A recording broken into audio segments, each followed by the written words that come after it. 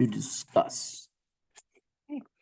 Um, this was just as we've been walking through the building, we've noticed, some walls that are crumbling a little bit around the base of the wall. Our carpeting has been down in the building for about 10 years, 11 years now.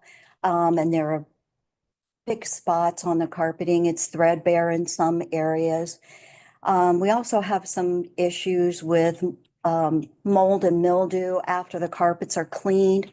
So it was just a way to try to figure out how we could maybe make the environment a little more inviting.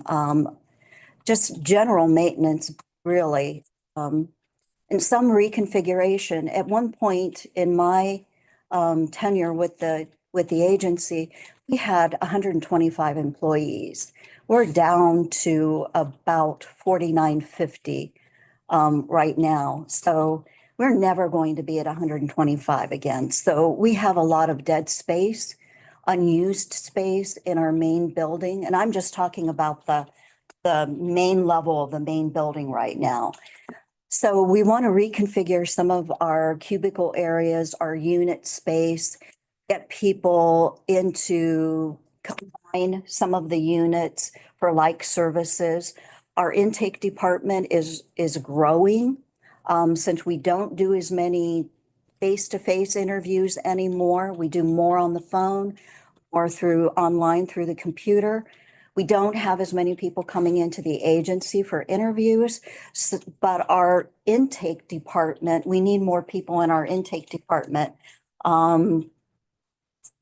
We are down a few people in intake right now, but at one point we had 7, in which that seems to be a good number for us. They're the ones that work the front desk.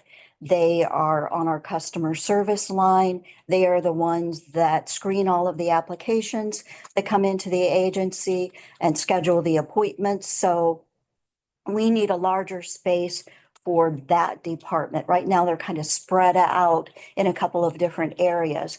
We'd like them to all be together. So it's really just a way to move people around so that units are together and whole. And then also just get rid of some of that dead space, maybe utilize it a little differently. We also have Youth and Family Council in our building. And right now, Youth and Family Council only has cubicle area and an office. What we're proposing with this reconfiguration is to take our current IT area, which is really too much space for our IT department, and move Youth and Family Council back there. The executive director can have an office. She'll have space to put a meeting table in there so she can meet with people from the community. She'll also have a space for her service coordinator in that area. And it just gives her more room to grow as well. Our IT department can move up closer to the admin area because they work very closely with admin, and they'll have enough space in that area to house, extra computers, monitors, things like that. Plus they're locked. They have the capability to lock things away that need to be locked in that area. So this is just a way to move the carpet, go with probably a vinyl plank flooring so that we don't have to worry about mold and mildew in the carpet after we clean it. Moving an area, one of our social service unit out of an area where there seems to be a large drain pipe that every time it rains, the noise from that drain, the water going through that drain pipe is really disturbing. It distracts them from their work. Sometimes they do have people back there in their area, so it makes it difficult to people. So it's just utilizing the area. We tried to provide some pictures. It's a little difficult to tell with the pictures, but let's see, move IT department to the admin area, but we could go. This is where Youth and Family Council is. You'll see that brown door. That's Michelle's office. And then where all those papers are hung, that's where Rico is. So that gives her very little privacy when she has community people coming in and talking with her. She also has her TANF closet or her kinship closet. So back in the IT area, if we could move to that, I think it's the next one.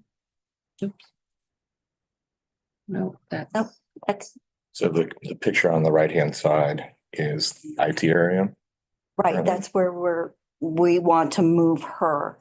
We'll take down those cubicle walls and that will all be open space. There will only be one cubicle office area there for Rico, but the rest of it will be open space. She also has an office and then a locked closet area, so she could keep all of the items she purchased in that locked closet area. So those are just some of the general ideas. Right now, you see that big the mail slots there. We get very little mail for our internal employees now. Most everything comes into our agency now through an email mailbox. People are uploading pictures and sending them to email, or they're sending them through the state system, the portal, the state system. They have the capability to do that. So most of what we're doing comes through electronically. We have very little paper mail anymore. So this just takes up a lot of space. And we'd like to take that big unit down and just make that whole area. The backside of that is all open and what we use for training now. If we take that unit out, we can open that up and use that all for the training department. So it's really just utilizing our space a little differently, hopefully a little more efficiently and effectively, while cleaning up and sprucing up the building a little bit. If I look at the cost breakdown, we estimate this will be around $185,000. I always say give or take, because as we see today, we already have a change order in one of our projects. And there is a 15% match requirement, right? Or 15%. How does that work? That is not a Not a requirement. re- That is just a request to have the Board of Commissioners match it at 15%. Again, we have the local funds within the agency to cover the whole cost. But that's just an ask. It's not a requirement. She says with a smile. Daryl, you're the, Well, I've been aware of this. Quite a while and walked through it with Lori, and I think it will be a more efficient way of handling the space. I would like to see us do it, and I would recommend that 15% to $27,730. Josh is clamoring for more projects, so he's really excited about this, I'm sure. Getting done before mowing season. Josh and I have talked, and that's the one thing that he was, get it going, because when mowing starts, it's gonna be harder. Think we can get it done that quick? Talked to Lori about the overtime, bringing guys in early and working weekends, trying to get it done. Agency can afford that? Yes, I That's mean, in- that's that's In there, right, I'm sorry. that's the estimated cost for the We're okay. time. Well, I think it makes sense. Daryl thinks it's a good idea and Josh does and our JFS heads. I'd say let's get it moving, right? I will make a motion that we, Can I make a comment? sure. First, I saw this was yesterday, or this morning, actually. It was saying yesterday afternoon. I had a 2 o'clock meeting, lasted till 4:30. So this caught me blindsided. I didn't know this was going on. It's the first time I've seen That's Jan and Lon. probably as much my fault as Lori's did. So this is new to me. My first response would be, I want to see this. I mentioned to you earlier that I'm kind of a visual learner. I'd like to walk through, see what we're really talking about. But the fact is, cost is not that great. And I have the trust in you and the other commissioners, and Josh, who are more familiar with this project. So I'm okay to go with it. When I first saw the $185,000, I was like, no, wait, I need some more time to digest this. It's all new to me as of 20. But I'm okay with it. Make the motion that we proceed with the project and that commissioners come up with $27,730 to help out Out of capital. capital.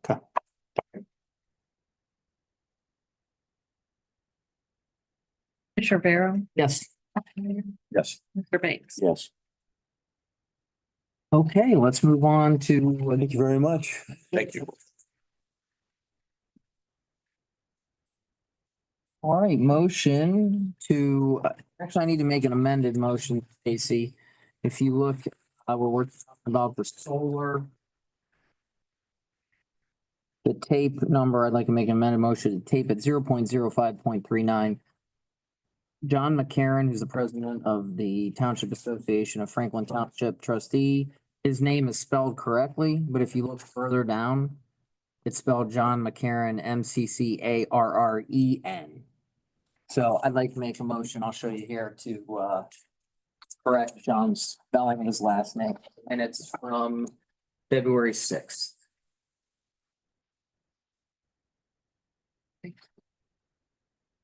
That correction, I'll make a motion to pass the minutes from February 6th. Commissioner Barrow. Yes. Mr. Mears. Yes. Banks. Yes. Motion to approve requisitions. Motion, sorry. Second. Commissioner Barrow. Yes. Yes. Commissioner Banks. Yes. Okay. All right, next up, we have a request from Adult Court Services. They are requesting to purchase a vehicle. Cliff asked me a question today. This is out of Cleveland, Georgia. Yeah. They do a really good job of finding vehicles at a good rate. I know Dan Myers is involved in that. And then I tease them and say, no, we're going to say no. So, but they are requesting to purchase a 2022 Dodge Charger through Jackie Jones Chrysler Dodge Jeep Ram located in Cleveland, Georgia. And these will be purchased out of two funds, none of which are the general fund. So I'll ask for a motion that we approve the purchase of the vehicle. Gonna add some mileage to that vehicle by the time they bring it up here, but I'll make the motion. Second. Commissioner Barrow. Yes. Commissioner Mears. Yes. Commissioner Banks. Yes. All right, since construction is the name of the game, and as we said, it's more often than not, the change orders go one way as opposed to the other. We have a request for a change order today. This is part of our renovations and upgrades of the land bank and common areas. This is for $3,096.50, and that money's to have additional demolition of wall paneling. Mr. Keller, before we make that motion, do you have anything you'd like to say about the change order? Other than, this was something that not in the specs, and they were only able to discover after doing the demo work. So it's a necessary change order. It's not especially costly. We did talk to the contractor about their initial change order proposal, and they brought it down a little bit. So the initial contract didn't show demolishing wood paneling? Wouldn't they have seen this? They started demolishing some of the walls. That's when they discovered, Oh, they didn't see it before. Okay, this issue. thank you. Motion to approve. Second. And that's gonna come from reinvestment. Yes, capital. Commissioner Barrow. Yes. Commissioner Mears. Yes. Commissioner Banks. Yes. All right, Hank and Brian, come on up, please. We got a little bit of time before 10. We were able to get you in here. And Jeff Sellers has joined us also. Yeah, I'll send. Oh, there he is. I didn't even see you, Jeff. Sorry. What's everybody? What's up, Jeffrey? Oh, You guys coming up to the torture chamber or what? Thanks, dude. I'm gonna be about 5 minutes. Thank you.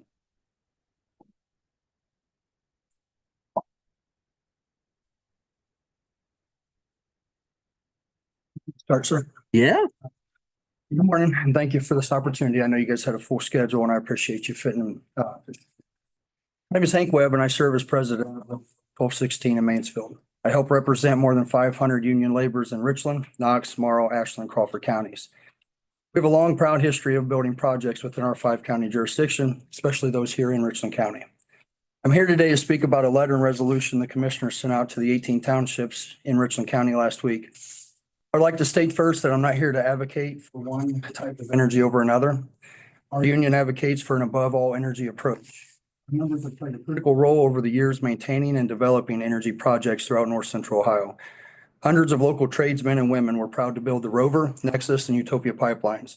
We currently have members supporting maintenance and upgrading projects for First Energy, Columbia Gas of Ohio, and TransCanada.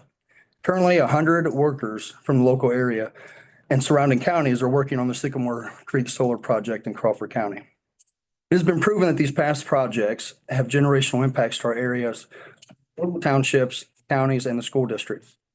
We have learned that the new tax revenue can pay big dividends to local communities. For example, in the July 19th, 2023 article in the Ashland Source, Superintendent of Hillsdale Local School District Steve Dickerson said that the Rover pipeline funds ended up covering the cost of the entire new school without needing to ask taxpayers for extra money.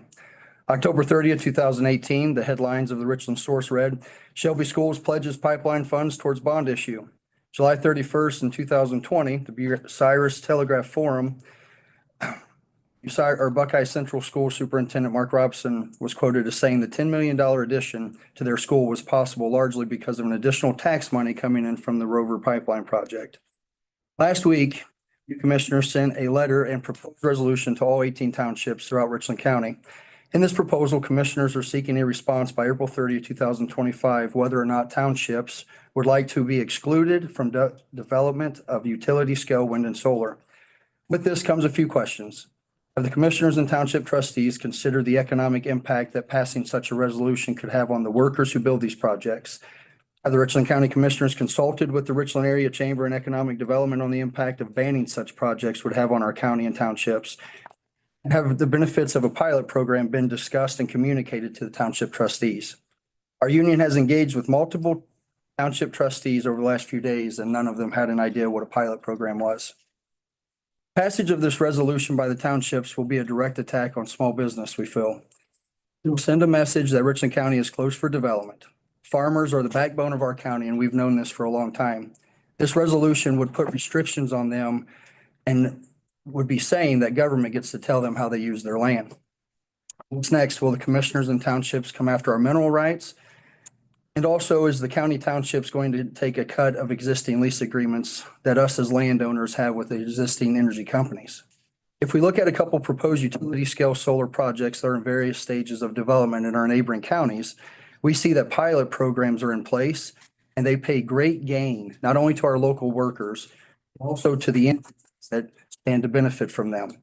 The proposed Blossom Solar project in Morrow County, for example, is required through their pilot program to pay over $1.2 million per year to various entities throughout that county, including $500,000 just to the Northmore School District, over $82,000 to just Washington Township, over $44,000 goes to the county roads, and $57,000 to the Delaware Mental Health Program. With a total of over $50 million in new tax revenue over the course of the project and the lease agreement. Are your constituents going to gain from this? Absolutely. And they stand to gain a lot more as a landowner than just to shut the door to the development of the county. In closing, I'd like to thank you, Commissioner Vero, Mears, and Banks for allowing me this time. But I encourage all 18 townships in Richland County to table the resolution that is sent out by you guys last week. It would be irresponsible to consider a resolution without knowing the tremendous benefit that such projects could potentially have on their township, fire departments, EMS, and other programs that they have. At a time when Ohio is a net importer of power, we need power generation from all sources. And we are hopeful that Richland County will let the free markets decide, let landowners decide what they do with their property, securing financial securities for their families. Thank you for your time. Thanks, Hank. I just, real quick, I do think want to be clear up a little point. When you said this proposed resolution, we want to be very clear. This wasn't a statement from our board to say we propose this resolution for all of you township trustees to pass. What the letter was is if you as a township desire to prohibit solar throughout your unincorporated areas completely or to certain areas, this would be a resolution we ask, this would be the template we ask you to pass to send to us. So we want to be very clear, at least I have, when we sent that resolution to townships, it wasn't us encouraging townships, hey, you should go out and pass this. This was just our way of seeking uniformity should those townships desire to pass it. So I want to be clear with that. You may ask a question. Sure. So if they do pass all of that, you guys will then proceed forward with a ban on large scale through a proposal or I not? wouldn't say it would be automatic, but it would certainly weigh strongly in my decision. So from where I sit, I wasn't comfortable. I understand oftentimes commissioners become the dumping grounds of these sort of legislations. I mean, We certainly were on this. right, like we took office without zoning power, right? And I didn't feel that that is the role of a county commissioner. Somewhere along the line, this went through the legislator and it's like, well, let's just put this responsibility on the commissioner. I had a conversation with Mr. Sellers. I particularly didn't feel comfortable having this responsibility on the 5 townships in Richland County that have elected not to have zoning. Okay, we discussed that at the last meeting. So what I had said to Jeff is, look, we're mindful of decisions we do and don't have to make, okay? But to me, this is truly a local issue, right? They have zoning responsibilities, cities, townships, that county commissioners' offices don't. So how I've approached it is, with this particular instance, I will be more likely to defer to what the townships as other instances, because I don't feel this is necessarily a responsibility we should have. And Not a zoning body. I provided you guys with with the resolution that was passed in Erie County, I believe. And in that, you can see where the commissioners of that county up there, they were in tremendous benefits to their agreements with any solar or anyone that would be built. And that's something, and those are pilot programs, and that's something that you guys can too. So I would really further, encourage you guys to decide with that, take all that into I want account. to call Commissioner Old. Him and I talk with some regularity. And also- Jeffrey, I hear your argument that defer this to the township, but based on the pilot revenues for neighboring counties, one of the largest benefactors in this type of development is county government, county general funds, children's services. You can read down through all the entities that are financially benefited from it. So I understand what you're saying. We're shifting it to the townships. We want their input, but in all reality, the county is one of the largest benefactors from these types of development. so Jeff, if a township were, Through the pilot revenue. I'm curious as to the union's position. If 3 township trustees, and we haven't had any resolutions yet. So if 3 township trustees unanimously support a prohibition in their township, it would be your guys' position, meaning the laborers union, to say you should disregard the will of the township and not do that? Not at all. I mean, I think the county commissioners have set an arbitrary date for townships within Richland County to have their resolutions turned back in by, and that was April 30th. Well, if my math's correct, I think township trustees have 2 meetings a month? So more than likely, they've got 1 meeting left in February, they've got 2 in March, and they've got 2 in April. With one of those meetings, we're gonna have to consider the resolution that you all sent to them. How much time do these township trustees have to engage with their farmers, with their school district, get input from, municipalities that may benefit? I understand that SB 52 only covers the unincorporated areas of the county. Let's be realistic. We've all been to township trustees meeting. Typically you walk in, there's your 3 township trustees, your fiscal officer, maybe your road superintendent. And these folks have full-time jobs. And from my understanding, there was only 1 township within the county that even brought this up. So now the other 17 townships within the county are gonna play catch up. What is this? What's the county commissioner sending us? What's this all about? How are they gonna have time to engage with their constituents, with their school superintendents, with all the interested stakeholders? I do think we need to clear up a little bit. We've been having this conversation with the townships for some time.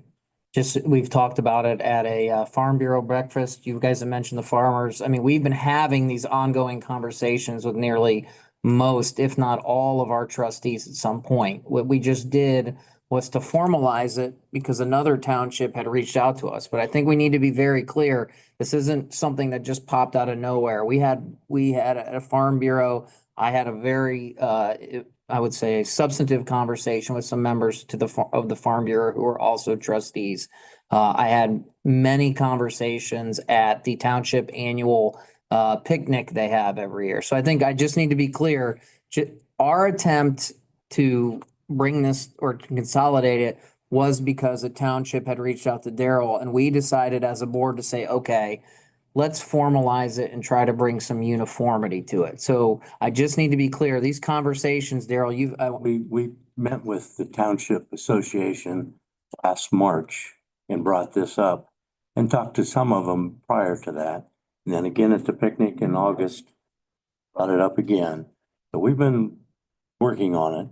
And there were not the two's twice as many from one point of view, and the other point of view, it's just one more, but there has been a couple townships reach I out. think Hank asked a question, has the county commissioners consulted with Richland Area Economic Development on this issue? I've talked to the chamber. What's their position on it?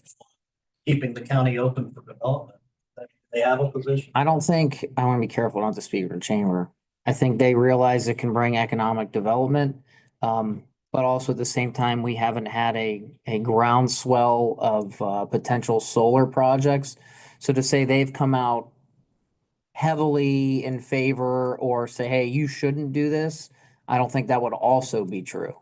It just hasn't been a major focal point right now because we haven't had, at this point, a groundswell of potential solar developments in Richland County.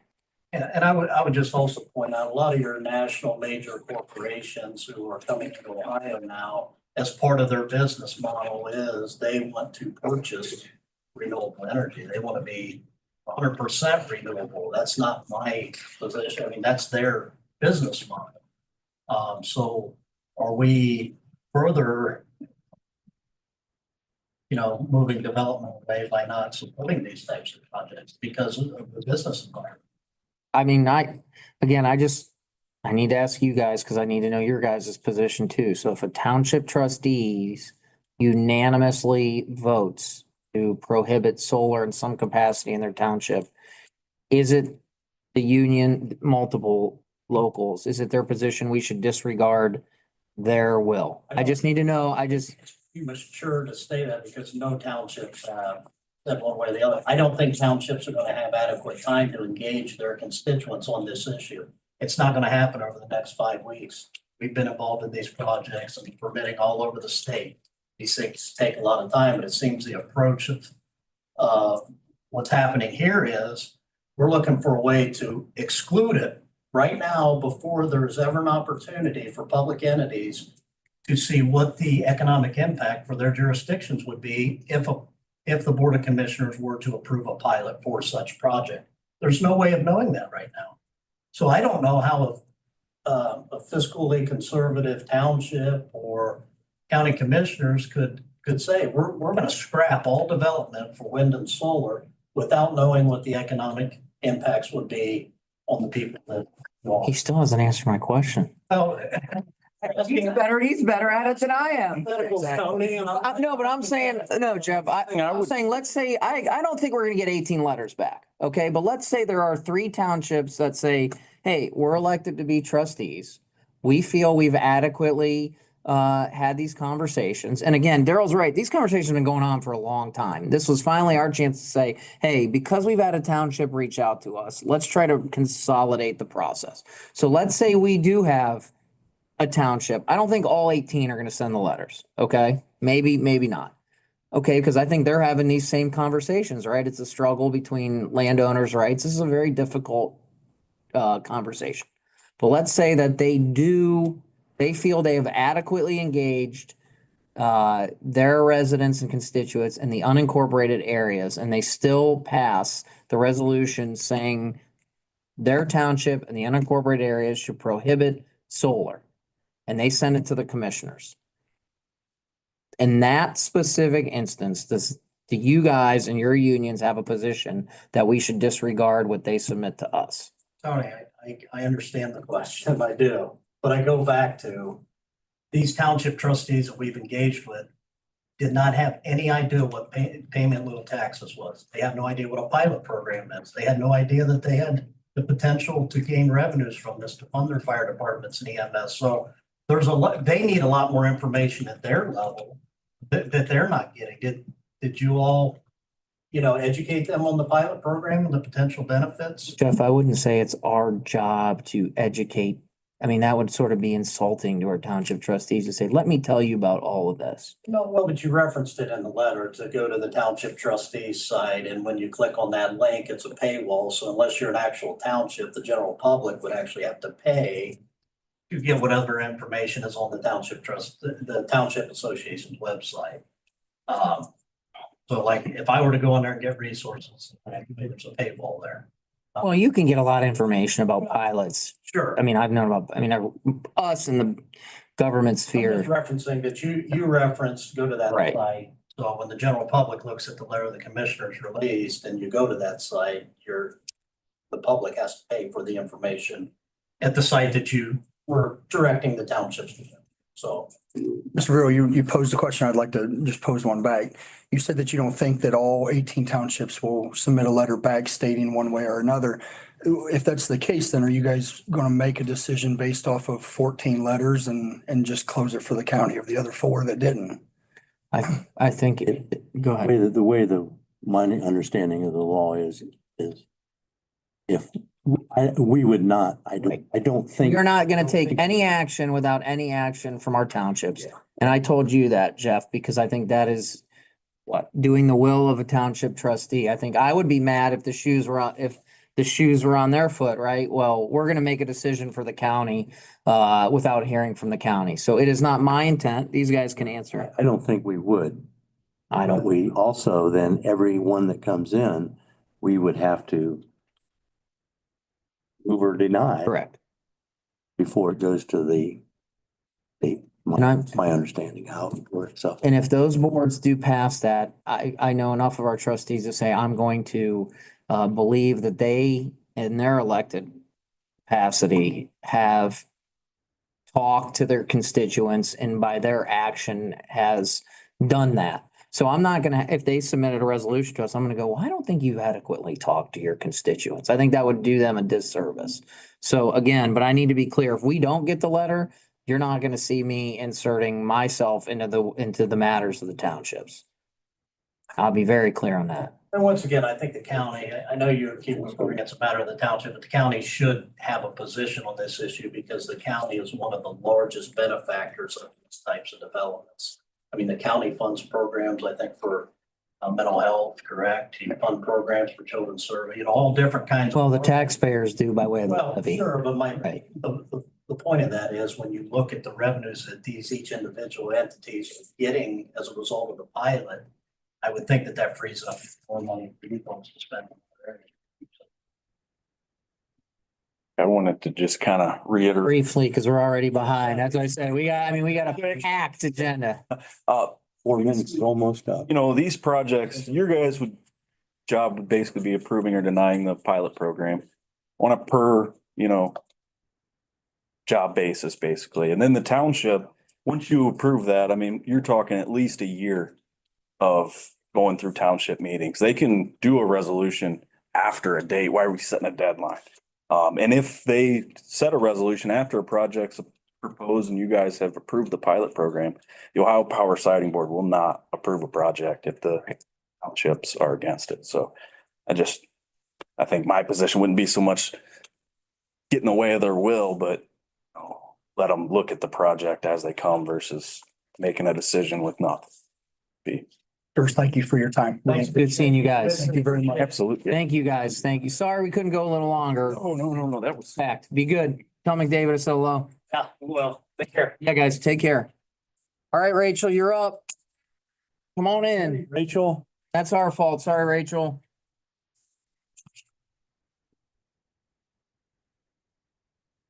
All right, we are on to 10 o'clock. We have 4 contracts to discuss today.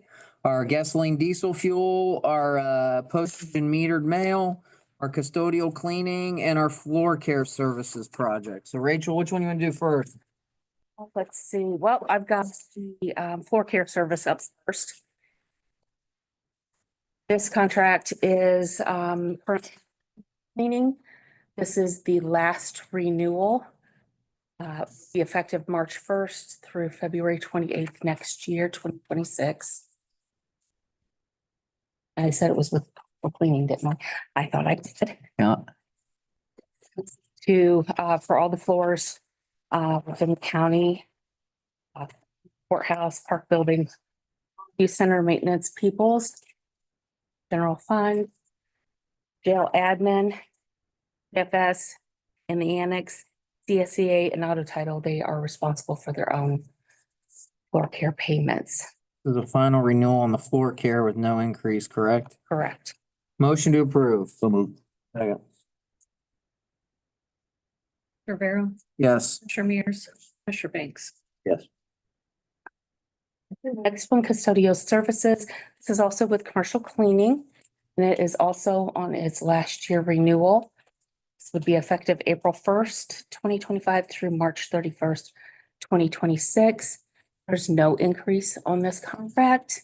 And this is for the exact same buildings, with general fund, of course, handling the cost of the buildings I'd mentioned previously.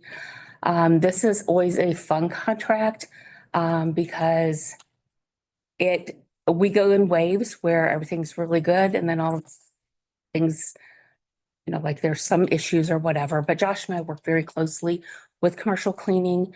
I do give them kudos because if we call them and we They say, do. this is an issue, they're on top of it. They don't question it. They don't blame anybody else. They're on top of it. And one of the conversations I've had with Stacy, Andrew, and Josh, and it would be for the next contract, because again, this would be the final renewal with no increase, right? Yes. And I know, so this is the debate, and cleaning is always tough. We have a big building and there's not a lot of cleaning companies, but I know as taxpayers have invested a lot of money into this building and these upgrades.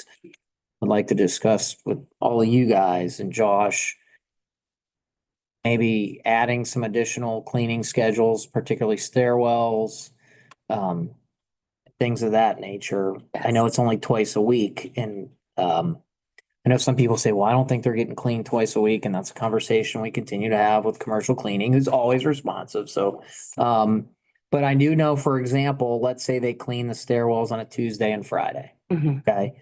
And we get one of our big snows, as we had recently.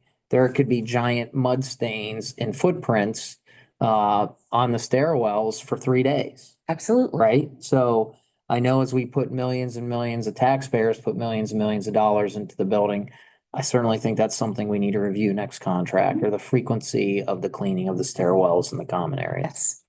Yes. We always, before we bid, we look at all of our contracts to see how can we make them better. And throughout the life of the contract, I keep notes in my computer, on my RFP that states, okay, we need to do this, we need to do that, so we don't forget. And that is one of the things that we do have on there, is to revisit this, including possibly adding additional services or additional hours in our buildings. Absolutely. I've got a question. I showed a prospective tenant, a suite of offices that we were looking in the People's Building. He exited out the opposite stairway towards the west. The stairway was horrific. I know we brought it to their attention. I know it's been a long time, but has that been cleaned up? It was awful. There were leaves in there. There were, fast food wrappers. The glass was, you could see it hadn't been cleaned. It was really awful. And it was disgraceful to show a prospective tenant, this is how you'd come in and out. Absolutely. So they are supposed to be cleaning the stairwells. I don't think that they get cleaned as often as they should. That is one of the things that we miss about Witzke's old crew. So the trustees from the jail, is because sometimes they would just come in, because we get a ton of leaves how our doors are. We get a ton of leaves in those stairwells. And Witzke's crew would come in and clean them every once in a while.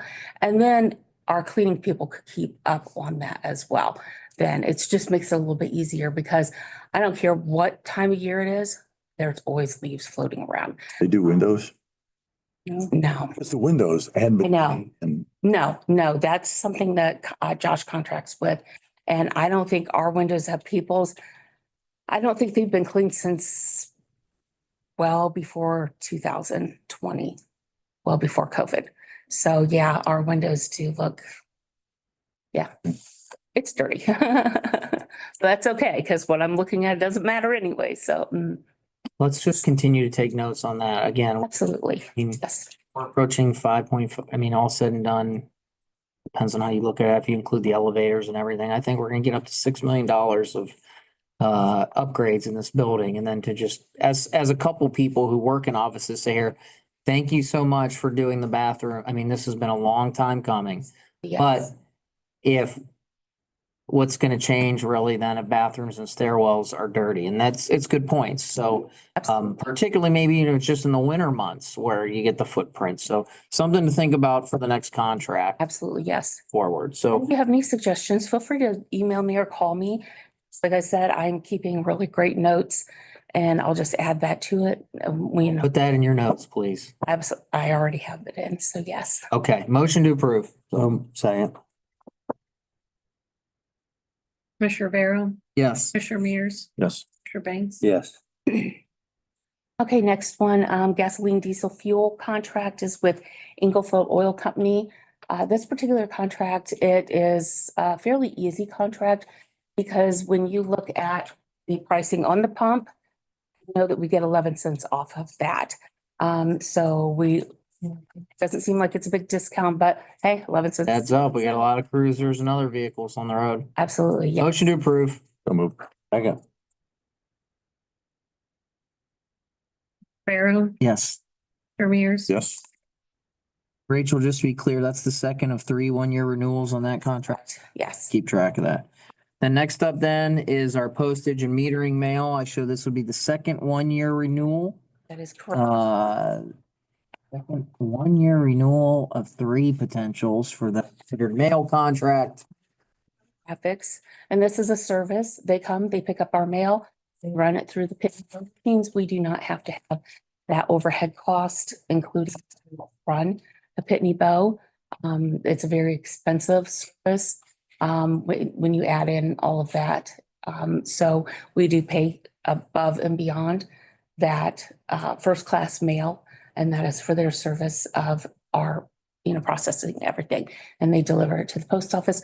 We don't have to think anything about it And this would not be a increase outside of any outside of any mail, Uncle Sam increases. fact. And I haven't seen anything for 2025 yet. So I'm waiting. I'm sure it'll pop up soon. I'll ask for motion to approve. So move. Second. Yes. Commissioner Mears. Yes. Commissioner Banks. Yes. All right, Hayden, any questions? Be straightforward.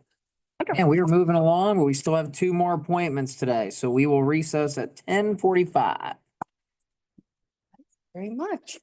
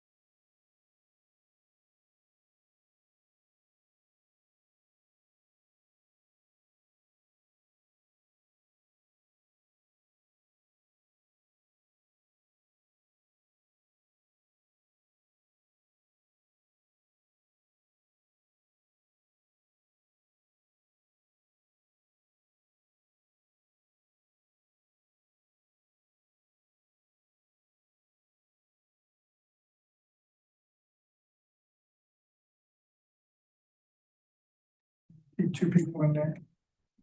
Ready? Okay, our busy morning continues. We are joined by Matt the Thrill Hill in County IT, our illustrious auditor, Pat Dropsy. And they are here as no other way, as Matt Hill does, other than to ask for more money. Is that correct, Matt? Yeah. That's the only time we see you is when you want more money. This one wasn't planned. Define wasn't planned. It wasn't planned by county IT, the county commissioners, or the county auditor's office.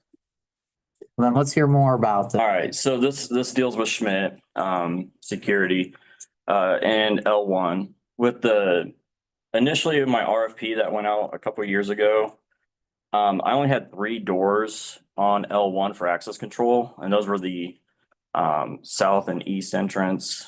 That was prior to the redesign? Any talk of construction. Okay, And then also a access control into land banks area. I only had those 3 doors, but since then we've done some changes down there. So we've actually added 6 more doors to those 3 that will need access control. And I don't know if we're allowed to say what's going down in there. Okay. I would. Well, you can see what's going in. I wouldn't discuss anything as it relates to security. Okay. But most of it, a lot of it pertains to JJ's new training area. Right. Yeah, we have to have Absolutely. security in there. Yep. And that's 4 doors just alone that would keep people who do not need to be in that area out. And then other than that, I added security to our IT closet downstairs as well. But other than that, that's all I had. But for the 6 doors that were being added, Schmidt came back with a quote of $41,017.47. So I would agree we need to do this, but here comes the question that is the ultimate question. Mhm. What does that do in terms of any additional annual fees? It does go up. I believe the annual fee when we first did this RFP was about 46,000. This is gonna add another 2,100 to our annual cost for maintenance and support for that, just for that floor. So you will account for that moving forward in the budget? Yes. What about the 672 that also shows an annual? Then 672 plus 2,100? Yeah, that's for, I was more thinking of, when I'm talking about access control for like that hardware. That's to cover our, the system we use is called PDK control. Pro Data Key is what it stands for. That is for that software because it's all cloud-based. So any patches or anything that they have to do. But it is listed under annual support and maintenance. Yeah, So it'd be more like 2,800 a year? yeah, sorry. That would fall under our yearly. We gotta do it, right? Dude, We have, absolutely. Motion to approve out of capital. So move. second,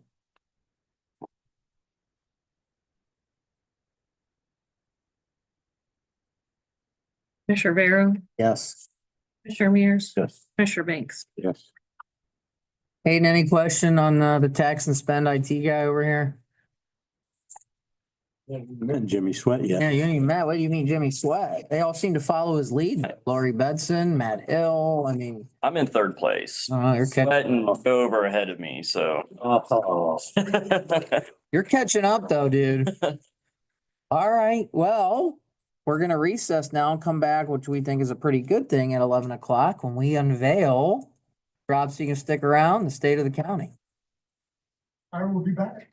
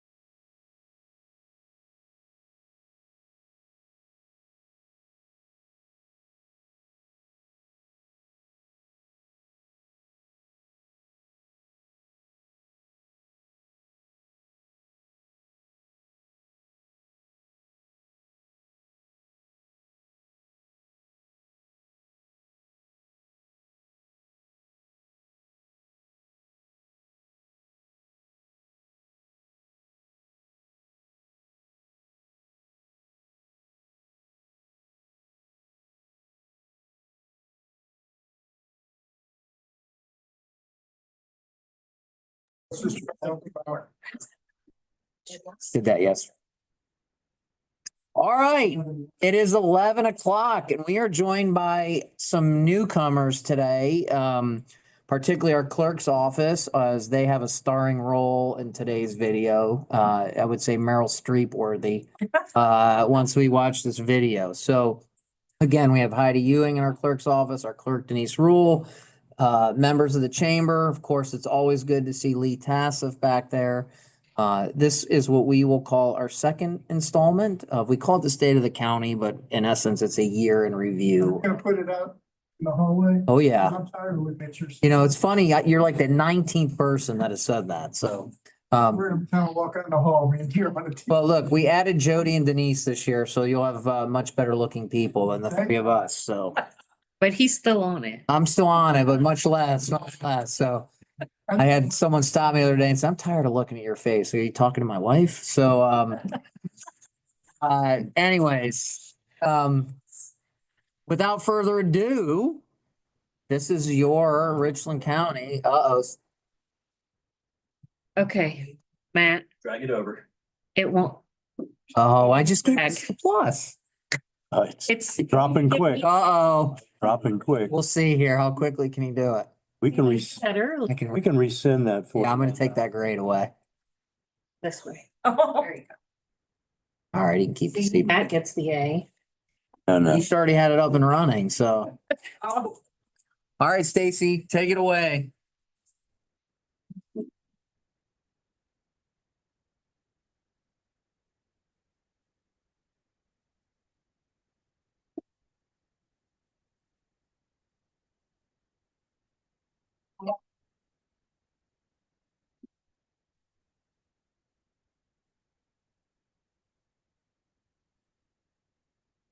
Sing a light there.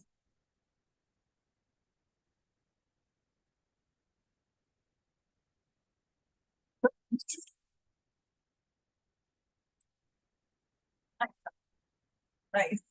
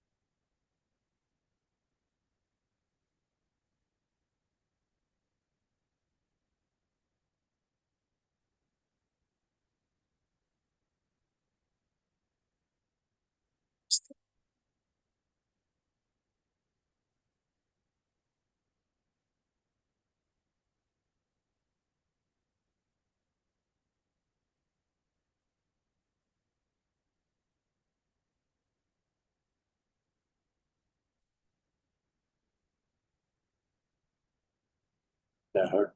They pickled. Yeah, it was.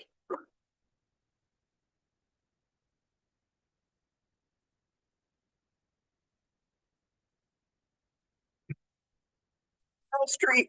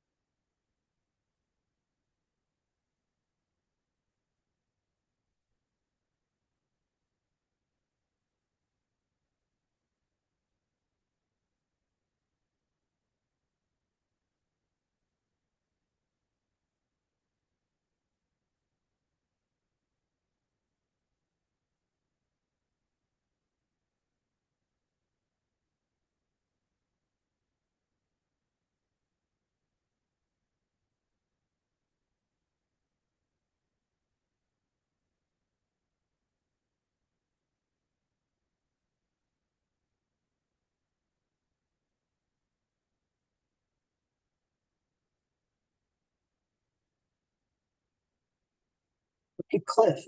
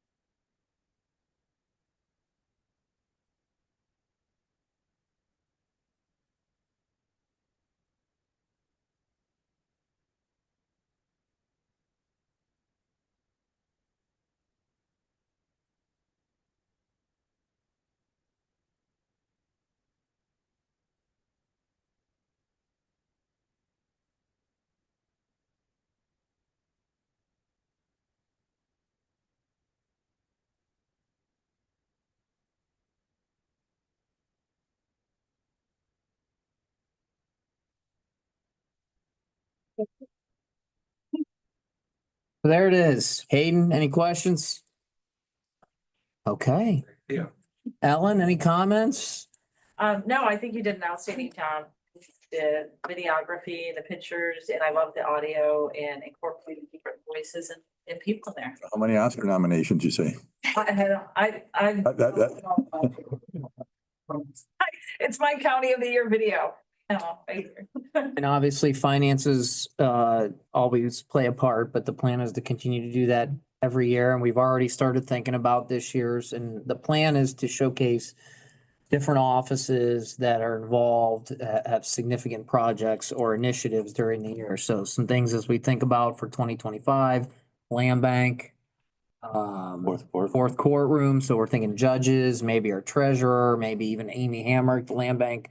So the plan, this isn't a commissioner thing. This is a county thing. So this year we thought, Denise and Jody. JFS be new. JFS, true. So actually the thing is, and this is a good thing, we have too many projects. We try to keep it within 5 minutes. So something to think about as we move forward. And Andrew, Matt has already made it live. Is that correct? You can view this on our YouTube page, and Andrew is going to send out a press release.